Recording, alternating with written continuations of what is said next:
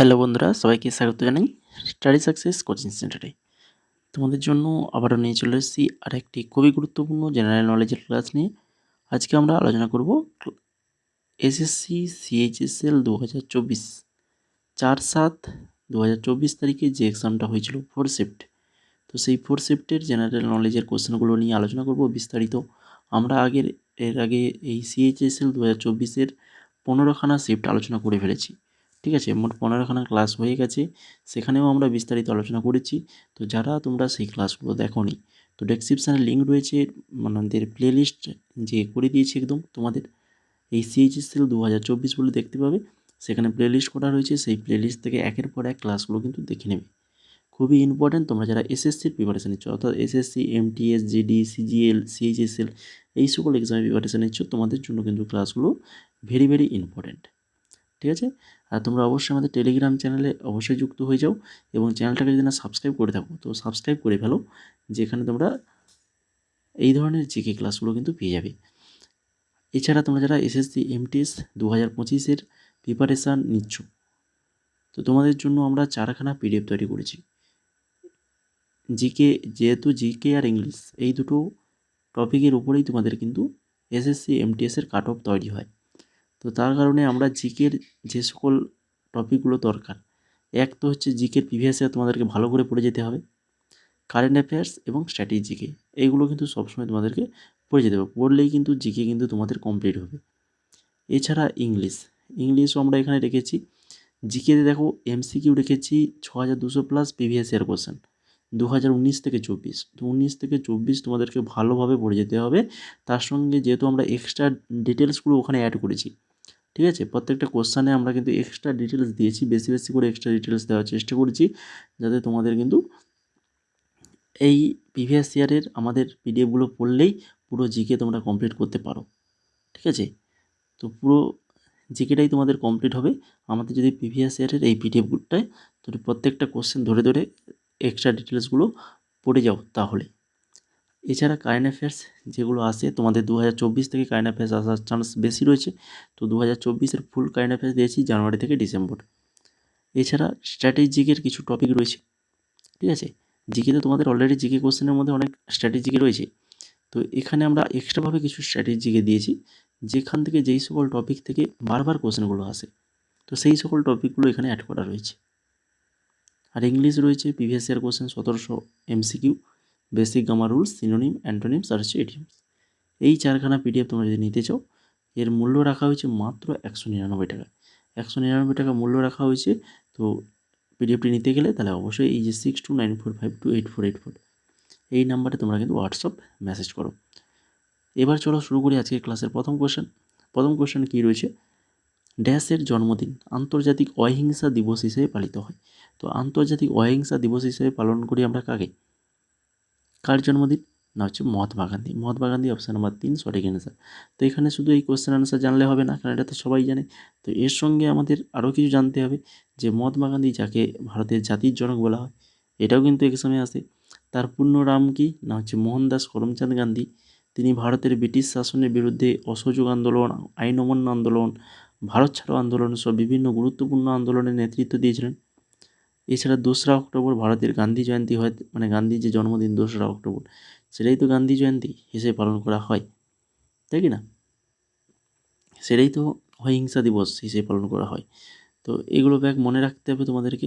তারপরে দেখো 2 নম্বর question, very very important, যেহেতু নৃত্য রয়েছে, তো নৃত্য মানেই এমটিএস বলো, সিজিএল বলো, সিএইচএসএল বলো, জিডি বলো, প্রত্যেকটা এক্সামের জন্য নৃত্যের কোশ্চেন কিন্তু ভেরি ভেরি ইম্পর্ট্যান্ট। এখানে কি রয়েছে, না রাষ্ট্রীয় ও লোকনৃত্যের নিচের কোন জোড়াটি সঠিকভাবে জোড়া পাচ্ছে, অর্থাৎ রাজ্য আর লোকনৃত্য কী রয়েছে দেখো, পাঞ্জাব ভাংড়া নৃত্য, গুজরাট বিহু নৃত্য, হরিয়ানা গড়িয়া বা গড়িয়া নৃত্য, আর কেরালার ঘুমা নৃত্য। তো এখানে দেখতেই পাচ্ছ বিহু কোনো দিন আমরা বারবার আলোচনা করে এসেছি। বিহু এটা কি গুজরাটের? নিশ্চয়ই না, এটা হচ্ছে কোথাকার, এটা হচ্ছে আসামের খুবই বিখ্যাত বিহু নৃত্য। এছাড়া হরিয়ানা তো এখানে আমাদের অ্যান্সারটা কী চেয়েছে, সঠিকভাবে কোন জোড়াটি সঠিকভাবে জোড়া হয়েছে, আচ্ছা সঠিকটা হয়েছে। তাহলে আমরা কেন এখানে 2 নম্বর অপশানটাকে করেছি, সঠিক যেটা মিলেছে সেটা হচ্ছে পাঞ্জাব, পাঞ্জাবের ভাংড়া নৃত্য। ঠিক আছে, অপশান নাম্বার 1 হয়ে যাবে এখানে সঠিক অ্যান্সার, পাঞ্জাবের ভাংড়া নৃত্য। গুজরাটের যেগুলো দেখে নাও, গুজরাট তার গরবা বা ডান্ডিয়া, এই দুটো নৃত্যের জন্য কিন্তু পরিচিত। ভালো করে মনে রাখো, গরবা ডান্ডিয়া, গুজরাট। হরিয়ানা তার সাং এবং ফাগ নৃত্যের জন্য পরিচিত। তারপরে দেখো কেরালা তার কথাকলি ও মোহিনীআট্টম। বিহু যেটা আমি বললাম আসাম রাজ্যের সাথে সম্পর্কিত। আর ঘুমার নৃত্য যেটা হচ্ছে রাজস্থানের সাথে সম্পর্কিত। তো এখানে তাহলে শুধু পাঞ্জাবের ভাংড়া নৃত্য এটাই শুধু সঠিক আছে, বাকিগুলো সবগুলো কিন্তু ভুল দিয়েছে। ঠিক আছে, এরপর চলে যাও 3 নম্বর কোশ্চেন। একটি শ্রিম্পোটে কী হবে? উভয় অণু একই দিকে ঝিল্লি অতিক্রম করে। শ্রিম্পোট হলো এক ধরনের সহপরিবহন প্রক্রিয়া, যেখানে দুটি অণু বা আয়ন একই সাথে একটি জৈবিক পদার্থ জুড়ে পরিবহন করা হয়। এটি বিভিন্ন জৈবিক কার্যক্রমের একটি অপরিহার্য প্রক্রিয়া, যার মধ্যে রয়েছে পুষ্টি, শোষণ এবং কোষীয় আয়ন ভারসাম্য। তারপরে চলে যাও 4 নম্বর কোশ্চেন। ড্যাশ হলো ভারতের কেন্দ্রীয় সরকার দ্বারা স্পন্সর করা সুপরিচিত প্রকল্পগুলির মধ্যে একটি। এটি নভেম্বর 2015 সালে দেশের দুরবস্থাগ্রস্ত বিদ্যুৎ বিতরণ সংস্থাগুলিকে উদ্ধারের লক্ষ্যে চালু করা হয়েছিল। 2015 সালে চালু করা হয়েছিল। সেটা কোনটা বলো? সেটা হচ্ছে উজ্জ্বল ডিসকাম অ্যাসুরেন্স যোজনা, UDAY। এটাই মনে রাখো, UDAY। তারপরে দেখো 5 নম্বর কোশ্চেন। মহারাষ্ট্রের ঔরঙ্গাবাদে কাছে ইলোরার কৈলাস মন্দিরটি ড্যাশ রাজবংশের একজন রাজা তৈরি করেছিলেন। মহারাষ্ট্রে ইলোরার কৈলাস মন্দির কোন রাজবংশের রাজা তৈরি করেছিল? রাষ্ট্রকূট রাজবংশের রাজা তৈরি করেছিল। রাষ্ট্রকূট রাজবংশের প্রতিষ্ঠাতাকে না হচ্ছে ধন্তি দুর্গ। পট্টডাগালের জৈন মন্দিরটি, এটাও কিন্তু রাষ্ট্রকূট দ্বারা কিন্তু নির্মিত হয়েছিল, পট্টডাগালের জৈন মন্দিরটি। ঠিক আছে, এই দুটো নোটস ইম্পর্টেন্ট রয়েছে। তারপরে চলে যাও 6 নম্বর কোশ্চেন। 6 নম্বরে কী রয়েছে না, সর্বোচ্চ জনসংখ্যা বৃদ্ধির হারের ভিত্তিতে সুমারি 2011 নিম্নোক্ত রাজ্যগুলিকে অধক্রমে সাজানো বিকল্পটি নির্বাচন করুন। অধক্রম মানে বড় থেকে ছোট, মানে যেখানে বৃদ্ধির হারটা কম, বৃদ্ধির হার বেশি থেকে কমের দিকে আমাদেরকে সাজাতে হবে। কী কী রয়েছে না, বিহার, অরুণাচল প্রদেশ আর হচ্ছে মেঘালয়।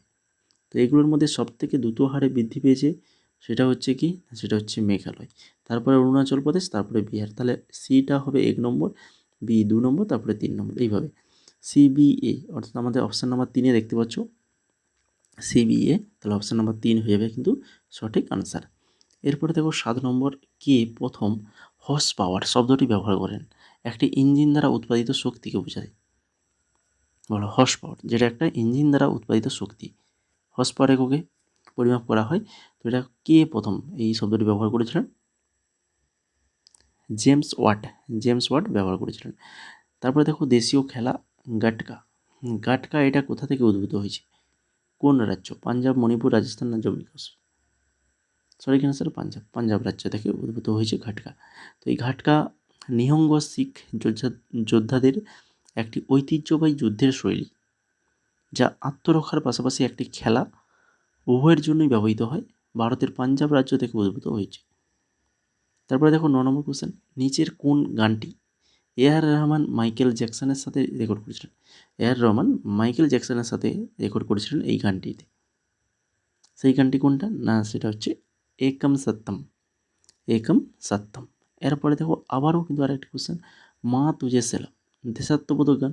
তো এটা সঙ্গীত কে রচনা করেন? এই সঙ্গীতটির রচনা করেন কি? এটা করেন সেই রহমান অপশান নাম্বার 4 সঠিক অ্যান্সার। আর তোমরা যারা ক্লাসটাকে এখনও লাইক করোনি, এখনও লাইক করতে যারা বাকি রয়েছো, তো কেন বাকি রয়েছে বলো? এইভাবে এক্সট্রা ডিটেলসও যদি ক্লাসটা তোমাদের ভালো লেগে থাকে তো লাইকটা করে ফেলো। লাইক দেখেই তোমরা পরবর্তীতে ক্লাস নিয়ে আসার আমাদের একটা আগ্রহ জাগে না, যে তোমাদের ভালো লাগছে ক্লাসগুলো, কমেন্ট করে জানাও। তো সেগুলো না দেখলে আমরা পরবর্তী যে এই টপিকের উপর আমরা ক্লাস নিয়ে আসবো, নাহলে আমরা আমাদের অনেকেই তোমরা বলছো এমটিএসের ক্লাস নিয়ে আসতে। আমি যে এইগুলো কোশ্চেনগুলো দিই, কুইজগুলো করাই আমাদের ইউটিউবে, সেখানে অনেকে কমেন্ট করে, হোয়াটসঅ্যাপে মেসেজ করে, টেলিগ্রামে বলে যে এমটিএসের ক্লাস শুরু করে দিই। তো সেটা আমি করে দিতে পারি। কিন্তু যদি তোমাদের মনে হয় যে সিএইচএসএলও তোমাদের ইম্পর্টেন্ট, এটা ভেবো না যে এমটিএস এক্সামের জন্য প্রিপারেশান নিচ্ছ যে শুধু এমটিএসের প্রিভিয়াস ইয়ারে পড়বো, সেটা নয়। তোমাদের কিন্তু ক্লাসগুলো, আমরা যে ক্লাসগুলো পড়াচ্ছি এসএসসির, সে সিজিএল, সিএইচএসএল, এমটিএস, প্রত্যেকটা ক্লাস তোমাদেরকে করতে হবে। তোমরা যে এসএসসি যে কোনো এক্সাম দিতে যাও না কেন, তোমাদের কিন্তু প্রিভিয়াস ইয়ারগুলো এইভাবে পড়ে যেতে হবে। যে প্রত্যেকটা এক্সামের প্রিভিয়াস ইয়ার কম বেশি তোমাদেরকে একটু টাচে থাকতে হবে। তো ইম্পর্টেন্ট রয়েছে বলেই আমরা সিএইচএসএলের এই ক্লাসগুলো করাচ্ছি। তোমাদের যদি মনে হয় যে হ্যাঁ তোমাদের কাজে লাগবে, উপকার হবে, তো অবশ্যই বলবো যে রেগুলার আসো, ক্লাসগুলো দেখো, ক্লাসগুলোকে লাইক করো এবং তোমাদের কমেন্ট করে যাও কেমন ক্লাসটা লাগলো, এবং তাছাড়া বন্ধুদের মাঝে অবশ্যই শেয়ার করো। তোমাদের যে সকল বন্ধুরা এই সকল ক্লাস, মানে এই সকল এসএসসির এক্সামের জন্য প্রিপারেশান নিচ্ছে, তো তাদের মাঝে অবশ্যই ক্লাসগুলো শেয়ার করবে। আর আমাদের টেলিগ্রাম চ্যানেল তো রয়েছে, স্টাডি সাকসেস কোচিং সেন্টার। এখানে আমরা এক্সাম রিলেটেড আপডেট দিয়ে থাকি এবং আমাদের এই ক্লাসের পিডিএফ নোটগুলো আমরা টেলিগ্রামে দিয়ে থাকি, ঠিক আছে? তো অবশ্যই টেলিগ্রামে যুক্ত হয়ে যাও। তো চলো এরপর দেখে নিই আমরা 11 নম্বর কোশ্চেন কী রয়েছে। নিচের কোন উপজাতি ভারতের বাস করে না? কোন উপজাতি ভারতে বাস করে না বলেছে? মাসাই, থারু, গোন্ড না হচ্ছে সাঁওতাল? তো সঠিক অ্যান্সার হয়ে যাবে অপশান নাম্বার 1, মাসাই। মাসাইরা কিন্তু আমাদের ভারতে বসবাস করে না। এরা কোথায় বসবাস করে না, এরা হচ্ছে কেনিয়া এবং তানজানিয়াতে এরা বসবাস করে, এই মাসাই উপজাতি। এছাড়া থারু, থারু হচ্ছে আমাদের ভারতের উত্তরাখণ্ড, উত্তরপ্রদেশ, বিহারে তেরাই অঞ্চলে এরা বসবাস করে।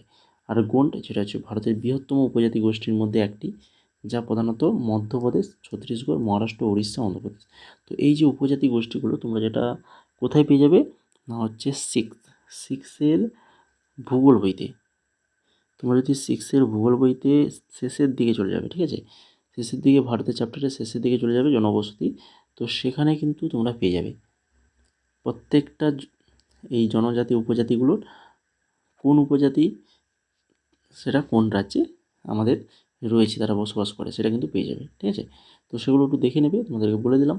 এছাড়া সাঁওতাল, সাঁওতাল হচ্ছে ভারতের একটি বিশিষ্ট উপজাতি, যা হচ্ছে প্রধানত ঝাড়খণ্ড, পশ্চিমবঙ্গ, বিহার, উড়িষ্যাতে বসবাস করে সাঁওতাল।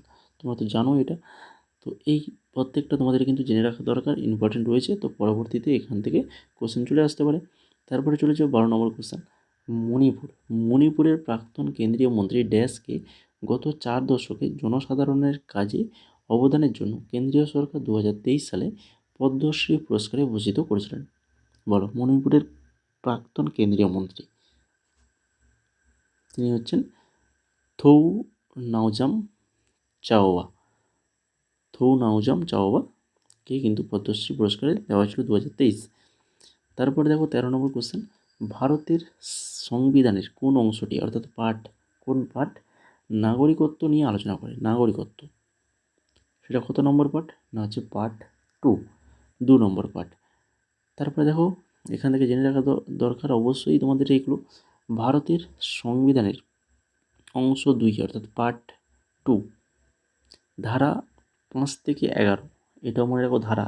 তো তোমাদের পার্ট জিজ্ঞেস করছে, তো কোনো সময় আবার ধারাটা জিজ্ঞেস করতে পারে। তো ধারা 5 থেকে 11 ভারতের নাগরিকত্ব নিয়ে আলোচনা হয়েছে। ধারা 5 যেটা হচ্ছে সংবিধান শুরুর সময় নাগরিকত্ব। ধারা 6 পাকিস্তান থেকে এসেছে এমন ব্যক্তির নাগরিকত্বের অধিকার। ধারা 7 পাকিস্তানের অধিবাসীদের নাগরিকত্ব। ধারা 8 ভারতের বাইরে বসবাসকারী কিছু ভারতীয় লোকেদের নাগরিকত্ব। 9 রয়েছে এমন একজন ভারতীয় নাগরিক যিনি স্বেচ্ছায় বিদেশি নাগরিকত্ব অর্জন করেছেন। আর 10 নাগরিকত্বের অধিকারের ধারাবাহিকতা। আর ধারা 11 আইন দ্বারা নাগরিকত্বের অধিকার নিয়ন্ত্রণের সংসদ। তো এগুলো 11 পর্যন্ত গেল। এবারে বাকি যে পার্ট যে অপশানে রয়েছে 1, 3, 4, 2 তো বললাম অ্যান্সার হয়েছে আমাদের পার্ট ওয়ান বা অর্থাৎ অংশ 1, ইউনিয়ন এবং এর অঞ্চল, ঠিক আছে? ইউনিয়ন এবং এর অঞ্চল, যেগুলো ধারা হচ্ছে 1 থেকে 14। তারপরে পার্ট 3 মৌলিক অধিকার, ধারা 12 থেকে 35, আর হচ্ছে পার্ট 4 নির্দেশমূলক নীতিসমূহ, এটাও কিন্তু ভেরি ভেরি ইম্পর্টেন্ট, নির্দেশমূলক নীতিসমূহ ধারা 36 থেকে 51, ঠিক আছে, এটাও মনে রাখো। এরপরে দেখো 14 নম্বর কোশ্চেন, ভারতীয় সংবিধানের কোন ধারার বিবেচনাধীন ক্ষমতা বলে ভারতের সুপ্রিম কোর্ট যৌন কর্মকে পেশা হিসেবে স্বীকৃতি দিয়েছে? ভারতীয় সংবিধানের কোন ধারার বিবেচনাধীন ক্ষমতা বলে? সেটা হচ্ছে ধারা 142 নম্বর ধারা। তারপরে দেখো কিভাবে আমরা MS পাওয়ার পয়েন্টের একটি স্লাইডে পাঠ্য যোগ করতে পারি। MS পাওয়ার পয়েন্টে একটা পাঠ্য যোগ করতে গেলে কি করতে হবে? টেক্সট বক্সের মাধ্যমে যোগ করতে পারবো। তারপরে দেখো টমাস কাপ নিচের কোন খেলার সাথে যুক্ত? টমাস কাপ এটা হচ্ছে পুরুষদের ব্যাডমিন্টন পুরুষদের সাথে যুক্ত টমাস কাপ। তারপরে দেখো নিম্নলিখিত ব্যক্তিদের মধ্যে কোন ব্যক্তি 2023 সালে নভেম্বরে ভারতের কেন্দ্রীয় তথ্য কমিশনের প্রধান হিসেবে শপথ গ্রহণ করেছিলেন? 2023 সালে তিনি হচ্ছেন হীরালাল সামরিয়া।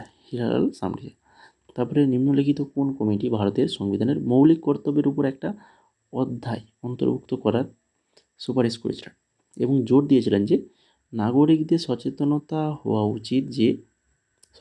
উচিত যে অধিকার উপভোগের পাশাপাশি তাদের কিছু কর্তব্য পালন করতে হবে? সেটা বলো কোন কমিটি? হচ্ছে শরণ সিং কমিটি, যেটা নিয়ে আমরা আগের ক্লাসে আলোচনা করেছি। তো আগের ক্লাসগুলো যারা দেখেছো তারা জানো, আর যারা দেখোনি তো দেখে নাও অবশ্যই, ঠিক আছে। এই ক্লাসের শেষে ডেসক্রিপশানে লিঙ্ক রয়েছে, সেই প্লেলিস্টে যাবে, গিয়ে সেখান থেকে কিন্তু দেখে নেবে ক্লাসগুলো। স্থির মূল্যে জাতীয় আয় মানে কি? স্থির মূল্যে জাতীয় আয় মানে হচ্ছে মূল বছরের মূল্যে অনুমান করা হয়, নিচের কোনটি একটি সেলের পাঠ্যের জন্য একটি প্রান্তিকীকরণ অর্থাৎ অ্যালাইনমেন্টটি বিকল্প নয়? বলো, সেলের পাঠ্যের জন্য যে অ্যালাইনমেন্ট সেটা কোনটা? সেটা হচ্ছে জাস্টিফাইড। বাকি দেখো আমরা যে অ্যালাইনমেন্টগুলো করে থাকি, তো একটা হচ্ছে কেন্দ্র মানে মাঝ বরাবর থাকবে পরপর, আর একটা কি বাম দিক, মানে বাম দিকে সব সমান থাকবে, ঠিক আছে। ডান দিক একটু ছোটো বড়ো হতে পারে, কিন্তু বাম দিক পুরো একদম সমান থাকবে। আর যদি ডান দিক করি তাহলে ডান দিকে সব সমান থাকবে, ঠিক আছে, বাম দিকটা ছোটো বড়ো হতেই পারে। তো এইভাবে এই তিনটে অ্যালাইনমেন্ট তো হয়েই থাকে, কিন্তু জাস্টিফাইড এটা কিন্তু হবে না। অপশান নাম্বার 1 হয়ে যাবে এখানে সঠিক অ্যান্সার। 21 নম্বর দেখো, ড্যাশ এ ব্রজ উৎসব প্রতি বছর ফাল্গুন মাসে শুক্লপক্ষে হোলির কয়েকদিনের আগে 2 দিন জন্য অনুষ্ঠিত হয়। তো যেগুলো গোল করেছি প্রত্যেকটা এই কোশ্চেন থেকে এতগুলো আরও কোশ্চেন তৈরি হতে পারে। 4খানা কোশ্চেন, এই কোশ্চেনটা তো রয়েছে, এছাড়া আরও 4খানা কোশ্চেন এখান থেকে তৈরি হয়ে যেতে পারে, ঠিক আছে। তো এটা বলো কোন রাজ্য? রাজস্থানের ব্রজ উৎসব প্রতি বছর ফাল্গুন মাসের শুক্লপক্ষে হোলির কয়েকদিন আগে 2 দিনের জন্য অনুষ্ঠিত হয়। নিচের কোনটি বৃহস্পতির উপগ্রহ নয়? বৃহস্পতির ক্যালিস্ট্রো, মনে রাখো, ইউরোপা আর হচ্ছে গ্যানিমেড, এগুলো প্রত্যেকটাই কিন্তু বৃহস্পতির উপগ্রহ, ঠিক আছে। কিন্তু ট্রাইটন যেটা কিন্তু বৃহস্পতির উপগ্রহ নয়। ট্রাইটনটা কিসের? না, নেপচুনের সবচেয়ে বড় উপগ্রহ ট্রাইটন। 23 নম্বর কোশ্চেন দেখো, ভারতের বিশেষ অর্থনৈতিক অঞ্চল SEZ সম্পর্কে নিম্নলিখিত কোন বিবৃতিটি মিথ্যা? জোন আইনের অন্যতম প্রধান লক্ষ্য ছিল পণ্য ও পরিষেবা রপ্তানি প্রচার, এটা কিন্তু একদম ঠিক। ভারত সরকার 2011 সালে বিশেষ অর্থনৈতিক অঞ্চল অর্থাৎ SEZ নীতি ঘোষণা করে। 2011 সাল হবে না, তাহলে এটাই হচ্ছে অপশান নাম্বার 2 সঠিক অ্যান্সার হয়ে যাবে। আর 3 নম্বরটা দেখে নিই আরেকবার। SEZ নিয়মাবলীতে বিভিন্ন শ্রেণীর SEZ এর জন্য বিভিন্ন ন্যূনতম জমির প্রয়োজনীয়তার বিধান ছিল, তো এটাও ঠিক। তাহলে মিথ্যাটা যেটা সেটা হচ্ছে অপশান নাম্বার 2, অপশান নাম্বার 2, শুধুমাত্র 2 কিন্তু এখানে মিথ্যা, বাকি দুটো সত্য, তাহলে 2011 সাল হবে না, ওটা 2000 সাল হবে। ঠিক আছে। 24 নম্বর কোশ্চেন দেখো, নিচের কোনটি ভারতের ক্রান্তীয় পর্ণমোচী অরণ্যে সর্বাধিক পরিমাণে প্রাপ্ত উদ্ভিদ? ক্রান্তীয় পর্ণমোচী অরণ্যের সব থেকে বেশি উদ্ভিদটা যেটা পাওয়া যায় সেটা হচ্ছে কি না হচ্ছে সেগুন উদ্ভিদ। আর লাস্ট কোশ্চেন 25 নম্বর যেটা রয়েছে, ভারতের প্রথম সিনিয়র জাতীয় তীরন্দাজ চ্যাম্পিয়নশিপ কোথায় এবং কখন অনুষ্ঠিত হয়েছিল? সিনিয়র জাতীয় তীরন্দাজ চ্যাম্পিয়নশিপ দিল্লিতে হয়েছিল 1973। তো এই ছিল 25খানা কোশ্চেন। তো তোমরা যারা ক্লাসটাকে এখনও লাইক করোনি তো অবশ্যই বলবো লাইক করে দাও। লাইক করতে গেলে তোমাদের এখন থেকে কোনো পয়সা কাটবে না, ঠিক আছে। তো এই লাইক হাত দিলে লাইক হয়ে যাবে। আর চ্যানেলটাকে যদি না সাবস্ক্রাইব করে থাকো তো অবশ্যই সাবস্ক্রাইব করে ফেলো, বন্ধুদের মাঝে শেয়ার করে ফেলো। তার সঙ্গে টেলিগ্রাম চ্যানেল আমাদের রয়েছে, টেলিগ্রাম এবং হোয়াটসঅ্যাপ চ্যানেল, দুটো চ্যানেলে যুক্ত হয়ে যাও। দুটোই তোমাদের জন্য গুরুত্বপূর্ণ। সেখানে আমরা ক্লাসের পিডিএফগুলো দিয়ে দেবো এবং তারই সঙ্গে বিভিন্ন কুইজ আমরা করে থাকি। এছাড়া exam related update, job related update এগুলোও কিন্তু আমাদের টেলিগ্রামে দেওয়া হয়। তো সেখানে অ্যাড করো। কারেন্ট অ্যাফেয়ার্সগুলো আমরা রিসেন্ট যদি কিছু ইম্পর্টেন্ট কারেন্ট অ্যাফেয়ার্স যেগুলো যে আমরা দেখলাম যে এটা এসএসসি আসতে পারে, তো সেই সকল কারেন্ট অ্যাফেয়ার্সগুলো আমরা দিয়ে থাকি, ঠিক আছে। তো সেখানে যুক্ত হয়ে যাও টেলিগ্রামে। আর তোমরা এমটিএসের যদি প্রিপারেশান নিচ্ছ, যদি এই 4খানা পিডিএফ তোমরা নিতে চাও মাত্র 199 টাকা, ঠিক আছে। সবার কথা ভেবে আমরা এটা রাখিয়েছি 499 নয়, মাত্র 199 টাকায়। তো 6294528484 এই নাম্বারে হোয়াটসঅ্যাপ করো। পরবর্তী তোমাদের স্টেপ জানিয়ে দেওয়া হবে কীভাবে পেমেন্ট করবে বা কীভাবে এই পিডিএফটা পাবে, ঠিক আছে। তো তার জন্য আমাদের হোয়াটসঅ্যাপ করো এই নাম্বারে।